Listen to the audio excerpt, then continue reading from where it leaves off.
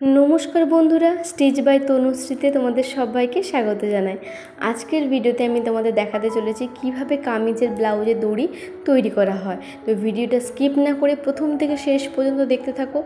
आशा करछि खूब हेल्पफुल एकटा भिडियो होते चलेছে।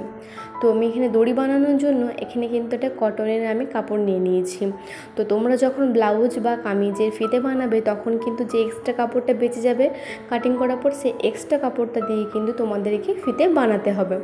तो फिते बानानो सब समय किन्तु तेरचा कोटी जे आमरा काटिंग करी ठीक सेइभाবে फिते बानानोर जोन्नो किन्तु आमरा कापड़टाके भाঁজ करे नेब। माने कापड़टा सोजासुजी भाঁজ होबे ना, कापड़टा कोनाकुনি भाঁজ होबे। ठीक आछे, कापड़टा किन्तु सोजा कखनोई भाঁজ होबे ना। तो एखाने कोनाकुনি भाঁজ करे निচ্ছি আর স্কেলের সাহায্যে আমি এখানে ড্র করে নিচ্ছি। করার মানে আমি স্কেলের যে মাপটা আছে সেই মাপটা অনুযায়ী কিন্তু দাগ দিয়ে আমি কিন্তু কাপড়টাকে কেটে নেব। তো স্কেলের মাপ আছে আমার 1 ইঞ্চি 2 সুতো আছে।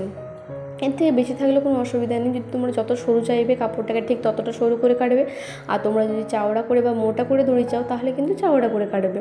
তো 1 ইঞ্চি 2 সুতোতেই কিন্তু দড়ি অনায়াসে কিন্তু হয়ে যাবে, এর থেকে বেশি রাখার কিন্তু দরকার নেই। তো যাই হোক, আমরা স্কেলের সাহায্যে এবারে আমি চকে মার্জিন দাগ টেনে নিলাম। এবারে কাঁচির সাহায্যে আমি এক্সট্রা কাপড়টাকে কিন্তু কেটে নেব।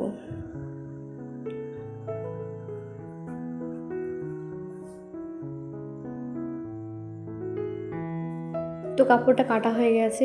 जेहेतु कापड़टा आमी दो भांजे भाঁজ করে কেটেছিলাম সেই জন্য মাঝখানে আরেকটা মানে পার্টকে আমি কেটে নিচ্ছি কাঁচির সাহায্যে, তাহলে কিন্তু আমার দুটো দড়ি বেরিয়ে যাবে, দুটো দড়ি বা ফিতে বেরিয়ে যাবে। তো দুটো দড়ি ফিতে বেরিয়ে গেছে আমার। এরপর এই দুটোকে সমানভাবে আমি মানে কেটে নেব।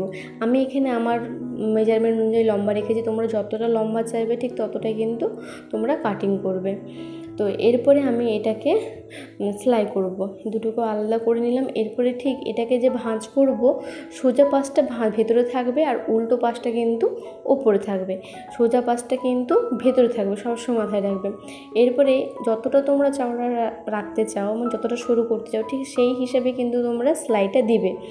তো আমি এখানে আমার মেজারমেন্ট মাপ অনুযায়ী কিন্তু আমি এখানে সেলাইটা দিচ্ছি যতটা আমার দরকার। তো সেলাইটা পুরোটা করার পর শেষ প্রান্তটা কিন্তু আমি লক করব।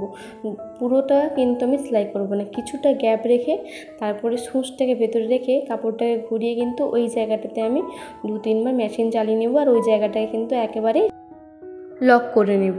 তো আমার এখানে লক করা হয়ে গেছে। এরপর দড়িটার সাইডে মানে কাপড়টার সাইডে যে এক্সট্রা কাপড় বেঁচে থাকবে ওই কাপড়টা কিন্তু আমি কাঁচির সাহায্যে কেটে মানে কেটে বাদ দিয়ে দেবো। তোমরা চাইলে কাটতে পারো, না কাটলেও কোনো অসুবিধা কিন্তু হবে না। তো আমি কেটে দিচ্ছি যাতে এই দড়িটা আমার উল্টাতে খুব সহজ হয়। তো তোমাদের যদি আজকে ভিডিওটা ভালো লেগে থাকে তাহলে অবশ্যই কিন্তু আমার চ্যানেলটাকে লাইক শেয়ার সাবস্ক্রাইব করতে ভুলবে না। যারা আমার ফেসবুক পেজ থেকে ভিডিওটা দেখছো তারা অবশ্যই কিন্তু আমার চ্যানেলটা পেজটা ফলো করে নেবে।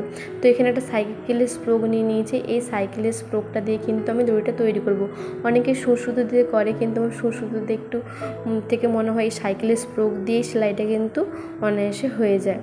ওই যে লকটা করেছিলাম ওই লকটার মধ্যে স্প্রোকটাকে রেখে আস্তে আস্তে কাপড়টা কিন্তু উল্টাতে হবে। তারপরে ফাঁপানো জায়গাটার মধ্যে কিন্তু স্প্রোকটা ঢুকিয়ে নিতে হবে। এবার ঢুকে গেলে আস্তে আস্তে দেখবেন সোজাটা বেরিয়ে আসবে আর উল্টোটা কিন্তু আস্তে আস্তে ভেতরে ঢুকে যাবে। তো ঠিক এইভাবে তোমরা দড়িটা করবে আর চেষ্টা করবে খুব সহজে কিন্তু এই দড়িটা তৈরি হয়ে যায়, খুব একটা কিন্তু কঠিন না। তো আমার এখানে দড়ি রেডি হয়ে গেছে। তো আশা করছি ভিডিওটা তোমাদের খুব ভালো লাগছে আর বুঝতে পারছো। আর তোমরা কীরকম ধরনের ভিডিও চাইছো তোমরা অবশ্যই কিন্তু আমাকে কমেন্ট করে জানাবে। আমি কিন্তু সেই ধরনের মানে ভিডিও তোমাদের জন্য তৈরি করব। বাই।